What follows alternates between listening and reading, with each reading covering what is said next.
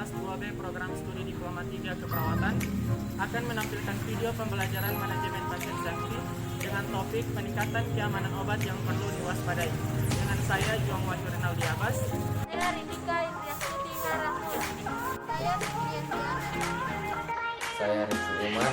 Saya Khairati Rahmatia.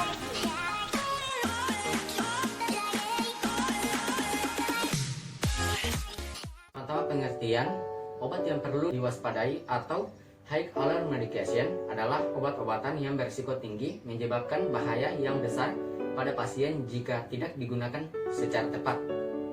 Obat yang perlu diwaspadai ini merupakan obat yang memerlukan kewaspadaan tinggi, terdaftar dalam kategori obat berisiko tinggi dan dapat menyebabkan cedera serius pada pasien jika salah dalam penggunaan. Selanjutnya tujuan pertama yaitu memberikan pedoman pemberian obat sesuai standar pelayanan farmasi dan keselamatan pasien di rumah sakit. Yang kedua, meningkatkan keselamatan pasien rumah sakit. Yang ketiga, mencegah terjadinya sentinel event atau advance outcome. Yang keempat, mencegah terjadinya kesalahan dalam pelayanan obat yang perlu diwaspadai kepada pasien. Yang terakhir, meningkatkan mutu pelayanan rumah sakit. Selanjutnya yaitu obat yang perlu diwaspadai dikelompokkan menjadi 3 bagian. Yang pertama, look alike atau kelompok obat yang memiliki tampilan yang mirip. Contohnya seperti ini. Bisa Anda lihat, tampilan ataupun packaging dari kedua obat tersebut mirip. Yang kedua, sound alike atau kelompok obat yang memiliki nama ataupun penyebutan yang mirip. Contohnya seperti Proneuron dan Forneuron.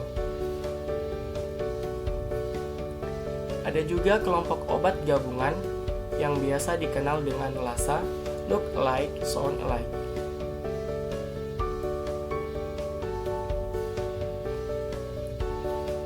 Dan yang terakhir yaitu high concentration electrolyte atau kelompok obat elektrolit yang memiliki konsentrasi yang tinggi.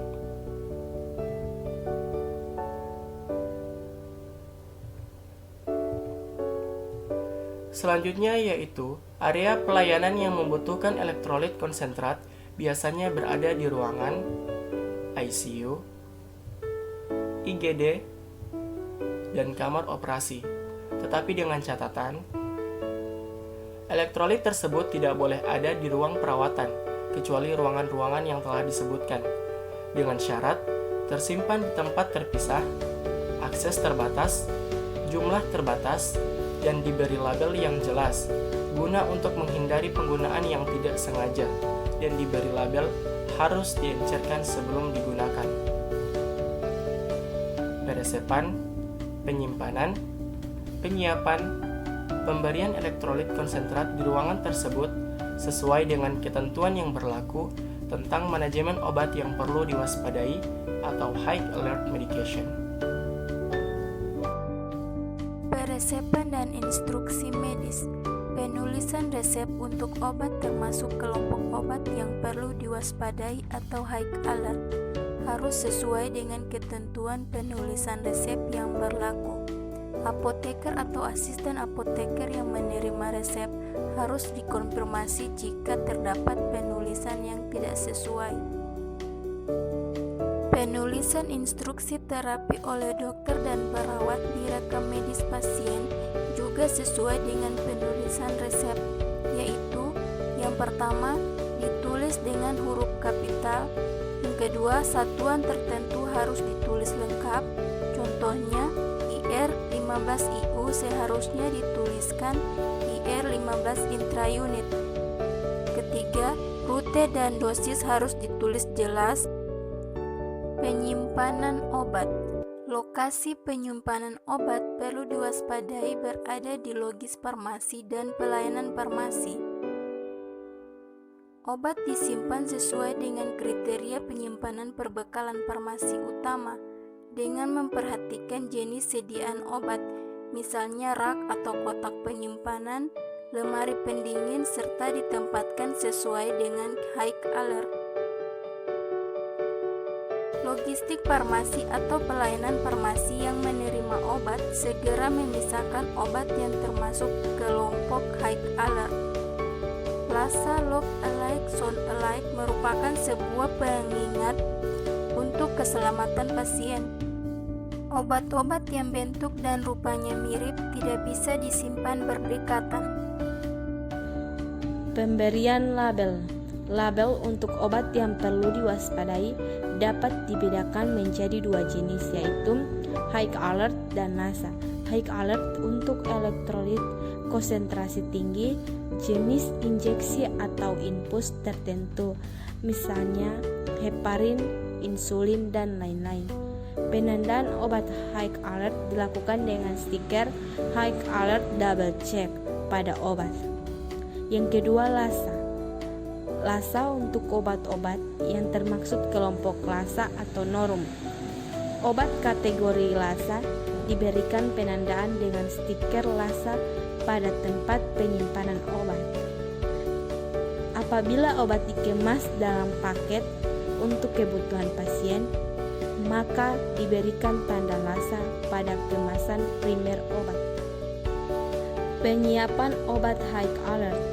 Yang pertama, apoteker atau asisten apoteker memverifikasi resep obat high alert sesuai pedoman pelayanan farmasi penanganan high alert. Yang kedua, garis bawahi setiap obat high alert pada lembar resep dengan tinta merah.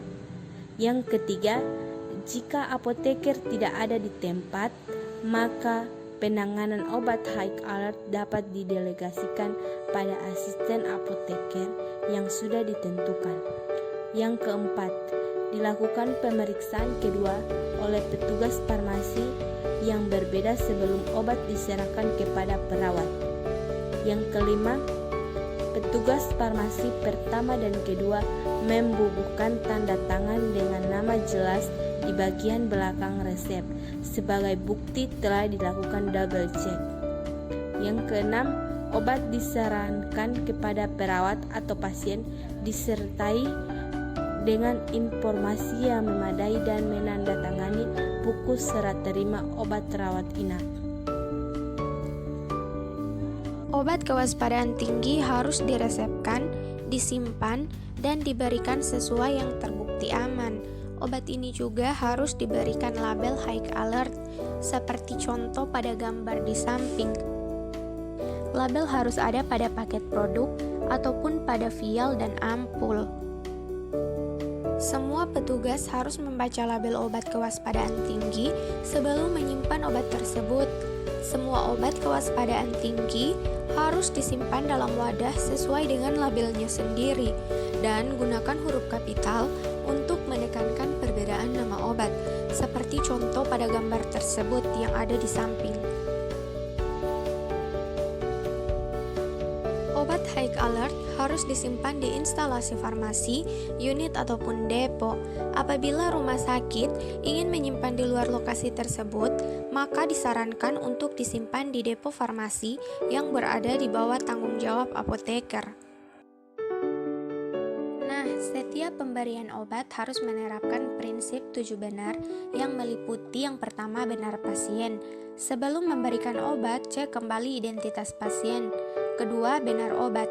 Sebelum memberikan obat kepada pasien, label pada botol atau kemasan harus diperiksa minimal 3 kali. Kemudian benar dosis. Sebelum memberikan obat, perawat harus memeriksa dosis obat dengan hati-hati dan teliti. Jika ragu, perawat harus berkonsultasi dengan dokter atau apoteker sebelum dilanjutkan ke pasien. Kemudian benar rute. Ada banyak rute atau cara dalam memberikan obat. Perawat harus teliti dan berhati-hati agar tidak terjadi kesalahan pemberian obat. Kemudian benar waktu.